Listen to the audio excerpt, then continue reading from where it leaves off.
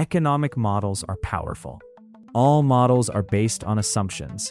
This is EconWorks. In this episode, we look at how artificial intelligence is changing the way economists test those assumptions. AI offers economists the ability to create hundreds of alternative versions rather than picking one model, testing their sensitivity, and gaining a better understanding of which conclusions are robust. In this episode, we pick up on episode 1 and discuss how AI is already changing the practice of economics before the empirical analysis even starts. What if I told you that two totally independent computer programs, like with absolutely no way to talk to each other, could secretly conspire to raise the price of the cereal you buy every morning? And well, what if I told you they could actually do it completely legally, too? Right. It sounds a bit wild. Yeah. But welcome to today's deep dive. We've tailored this specific conversation just for you, the learner. Because we know you're here to understand, the hidden mechanisms of the world. Yeah, exactly. You want the most crucial insights, Yep. but without drowning in that massive sea of information overload. And the source material we're diving into today is just, well, it's perfect for that mission. We are analyzing a piece from EconWorks titled Age of AI Episode 2, When Models Meet Reality. Right.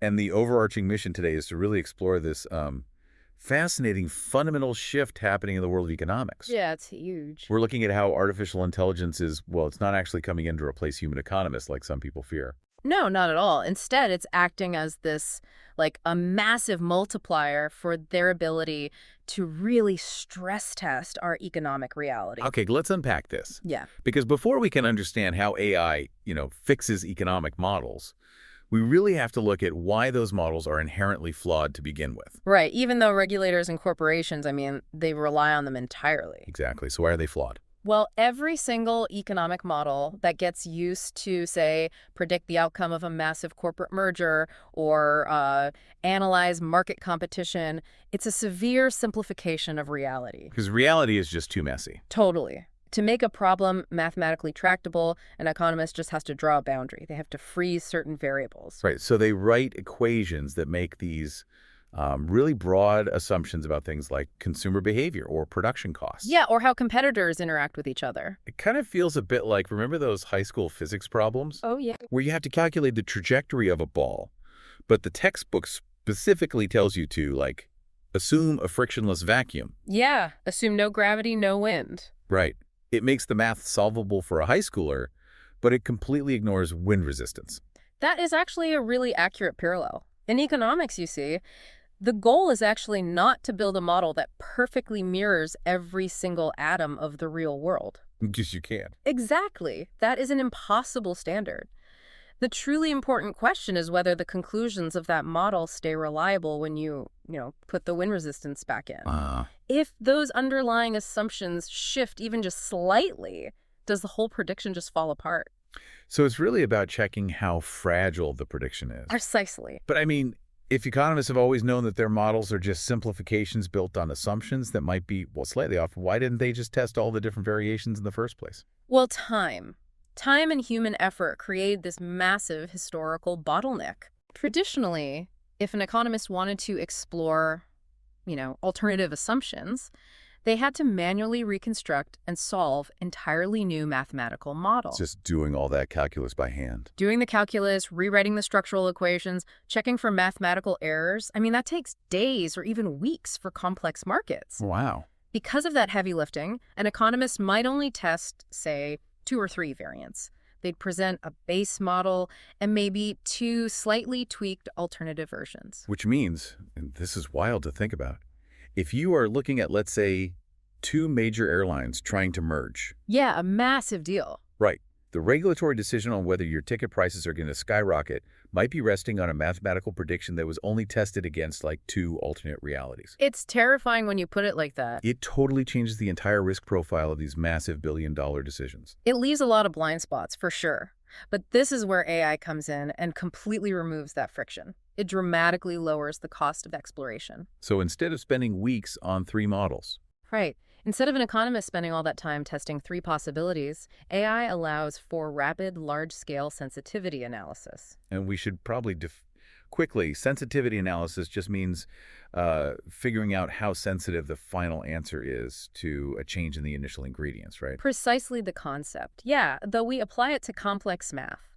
AI can now generate and analyze thousands of alternative mathematical specifications in just a matter of hours. That's a huge jump. It is. The economist can just ask the system to run the model, assuming, say, demand elasticity is highly flexible. Meaning consumers will easily just switch to a different product if the price goes up. Yes, and simultaneously, the AI tests what happens if consumers are entirely inflexible. They have to buy it no matter what. Right. It tests what happens if the corporate cost structure is mostly, fixed machinery rather than variable labor.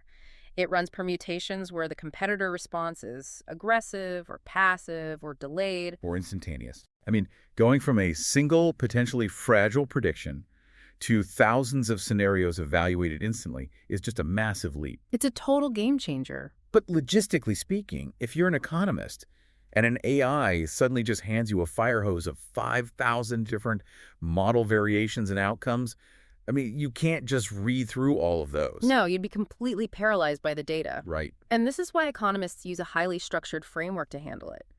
The EconWorks piece breaks down this three-step review process. Which functions as a very specific division of labor, right? Yeah. Between human judgment and machine computation. Exactly. So the first phase is entirely about unpacking the box to really understand the model's architecture. And the source notes that AI is particularly effective at this unpacking phase, because it isn't just like scanning a research paper and highlighting the explicit text like the author literally writing, "We assume a fixed cost." No, it goes much deeper. The AI is actually digging into the math itself to find the implicit assumptions.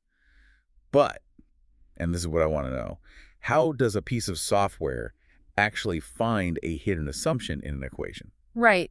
It sounds like magic, but it does it by analyzing the structural behavior of the formula. Okay, give me an example. Let's say an economist uses a really simple linear equation for production costs.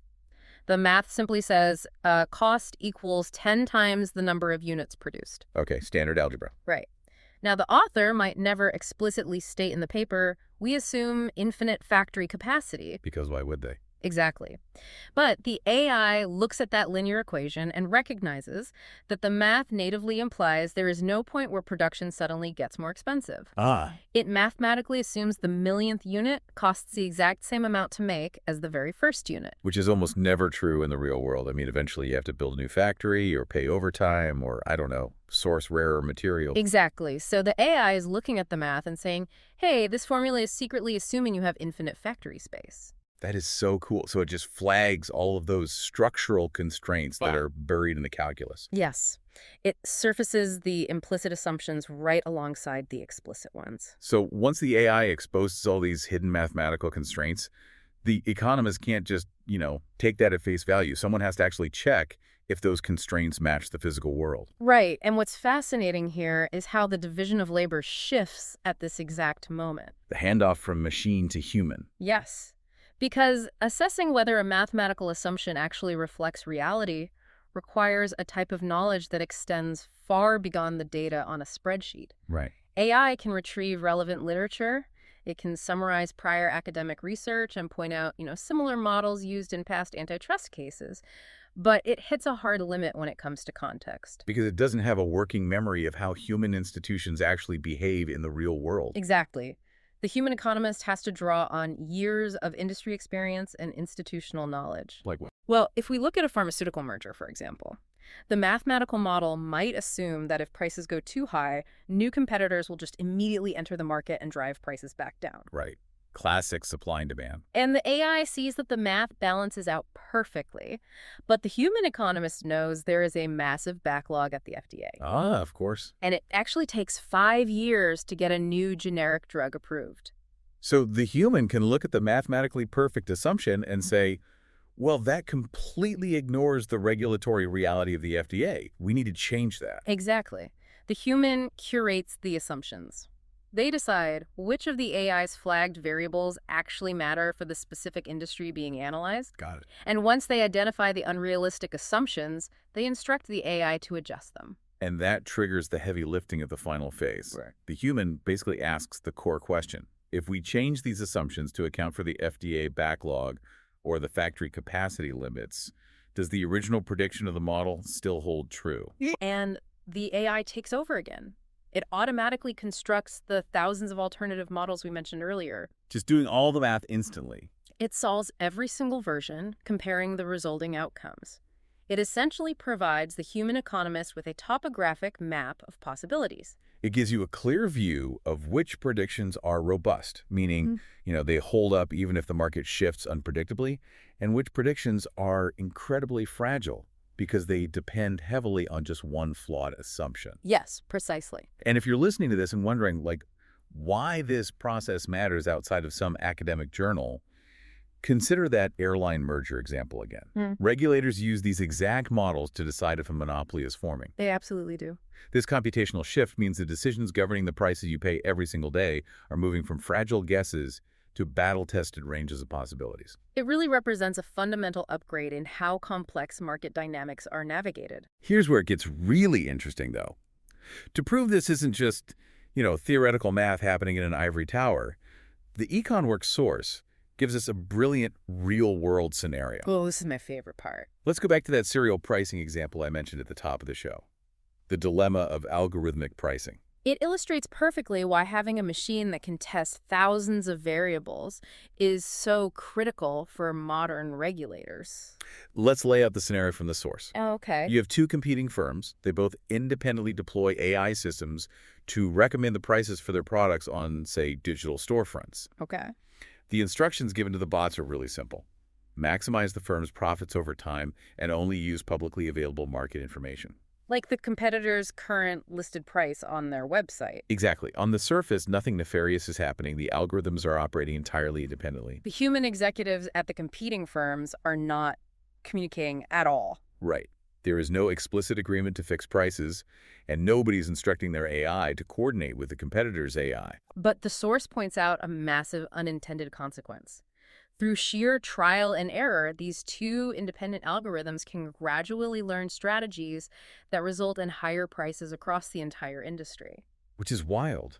How does that practically happen without them talking to each other? It happens through a mechanism called reinforcement learning. Let's say algorithm A experimentally drops its price by 5% to try and steal some market share. Makes sense. Algorithm B instantly detects that public price drop and matches it within milliseconds. Because it's monitoring the public site. Right. Now, both firms are selling the exact same amount of product, but they are making less money. Oh, I see. So algorithm A learns mathematically that dropping prices gets punished instantly by the competitor. So then algorithm A experimentally raises its price by 5% just to see what happens. And algorithm B sees the raise. It realizes that if it just matches the higher price, both firms make higher margins without losing their relative market share. Over thousands of these little micro adjustments, the algorithms independently discover that mutual price inflation is the absolute optimal strategy for maximizing long-term profit. It looks exactly like tacit collusion, but it happens completely organically. No emails, no secret handshakes, just two machines figuring out how to optimize a math problem at the expense of the consumer. It's remarkably efficient, unfortunately for us. So if a regulatory body spots this happening, how do they use the AI stress testing process we just talked about to deal with it? Well, they have to push past the surface of the pricing model. Economists at the regulatory agency would use their own AI to instantly run those what-ifs. Okay. They need to identify the exact structural conditions that allowed this accidental collusion to take root in the first place and test alternative market realities. So they might try to, break the accidental monopoly in their simulation? Exactly. They might tell the AI, okay, what if these two firms are blind to each other's prices for 48 hours instead of reacting in milliseconds? Do prices eventually go back down? The economists test multiple constraints. What if consumer demand in this market was highly volatile? Does this outcome persist if the market had a third or fourth competitor introduced? Right. The AI builds out all of those alternate realities and finds the mathematical boundaries. It maps out exactly under what specific conditions the algorithmic collusion falls apart. It is so much like using the AI as a scout. You send it out into all the possible futures to see where the danger zones are, and then the human decides which path we are actually walking on, or, what regulations need to be applied. That's a great way to visualize it. But this scenario brings up a very sticky situation. If autonomous AI systems can accidentally collude and raise prices on consumers, without even being told to? Who gets in trouble when the antitrust regulators come knocking? This raises an important question, and the source actually addresses the accountability factor directly. Because, I mean, does the AI just get deleted, or does a human actually take the fall for writing the code? The legal reality is unambiguous. The human takes the fall. Good to know. The EconWorks piece is explicit that an AI might optimize a pricing strategy based on the parameters it was given, but an AI does not provide legal advice, and it cannot bear legal responsibility. So the firms and the human economists who design these systems are entirely accountable for the guardrails they build. Yes. And a guardrail in this context might be like hard-coding a rule that the AI is never allowed to raise prices above a certain historical threshold, no matter what the competitor does. Yeah, exactly. Because even if the algorithms independently produce an outcome that simply resembles illegal coordination, regulators will examine the conduct of the humans. They don't care about the bot. Right. They evaluate the decisions made by the humans who designed the system, deployed it, selected the training data, and monitored it. Humans are legally responsible for foreseeing potential harm and implementing the safeguards to prevent it. Which perfectly summarizes the core thesis of the EconWorks article. This entire landscape is an ultimate partnership. It really is. It is absolutely not a story of human economists becoming obsolete. AI brings the computation, the exploration of vast possibilities, and consistency without fatigue. It can summarize technical literature and find implicit math constraints all day long. Meanwhile, the humans bring professional judgment.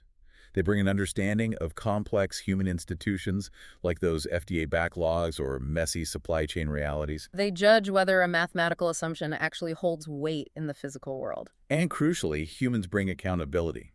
An AI cannot stand before a regulatory agency or a federal judge and defend the rationale behind its pricing model. It just can't. I do want to challenge the premise of this shift just a little bit, though. Okay, let's hear it. If humans are still making all the final judgment calls, and humans are still the ones holding the legal bag, has economic analysis fundamentally changed at all? Or are we just doing the exact same math we did in 1995, just on a much faster processor? That's a fair question. But it is not just about the speed of solving equations. Sound economic analysis has never really been about the math itself. It has always been about the quality of the questions being asked. Right. The math is just the tool to get the answer. Exactly. Because AI can handle the massive computational burden of exploring thousands of variations, it fundamentally changes the nature of the inquiry. How so? The human economist is no longer bogged down in the manual labor of calculus. This cognitive freedom allows them to ask much better, much more expansive questions. They can test competing explanations for market behavior in ways that were simply impossible when it took 3 weeks to run a single variant. AI dramatically expands the universe of questions that can be explored, even though humans retain the authority on which answers actually matter. So what does this all mean? If you take a step back and look at the big picture, the age of AI in economics isn't some dystopian sci-fi movie where an algorithm takes over the Federal Reserve. Thankfully, no. It is about a powerful synergy. It's combining massive, tireless computational breadth with deep human context. It is about ensuring that the invisible models shaping our corporate mergers, our market competition, and the prices we pay actually hold up when the clean math collides with a really messy reality. And exploring the assumptions of the model is really just the foundational layer. As the EconWorks series points out in the teaser for episode 3, the real world rarely hands you perfectly organized data to plug into these models in the first place. Oh, right. Real-world data is famously chaotic. It is full of missing entries, bizarre outliers, and formatting errors. It's a nightmare. The next piece in their series tackles how AI is transforming the way economists handle those confidential, messy data sets. Oh, that's going to be good. The goal is to allow analysts to spend less time scrubbing spreadsheets and more time actually interpreting the economic evidence. That will be a fascinating follow-up. But before we wrap up today's deep dive, I want to leave you with a final thought to really mull over. We talked about how AI is a scout that can test a model against thousands of different market variables. And we talked about how, ultimately, humans are legally accountable for the guardrails they place on these systems. Right. But if an AI can now generate thousands of unpredictable model permutations in mere seconds, finding combinations that no human ever manually tested, how long is it until an AI discovers a highly profitable, perfectly legal market loophole that human regulators haven't even conceived of yet? That is a scary thought. If machines' ability to explore mathematical possibilities is moving at the speed of light, can human accountability and the relatively slow laws we write actually keep up? It is definitely something to think about the next time you see a price mysteriously shift on your screen. Thanks for tuning into this episode of Econ Works. The goal of this series is to move beyond the surface-level descriptions of how markets work and start looking at the actual architecture of competition. We'll be back soon with another look at where the law and economics meet the market. For the full technical analysis and more from this series, visit us at econworks.com. If you found today's breakdown valuable, please subscribe and share the show. It helps us keep the analysis independent. From all of us here at Econ Works, thanks for listening.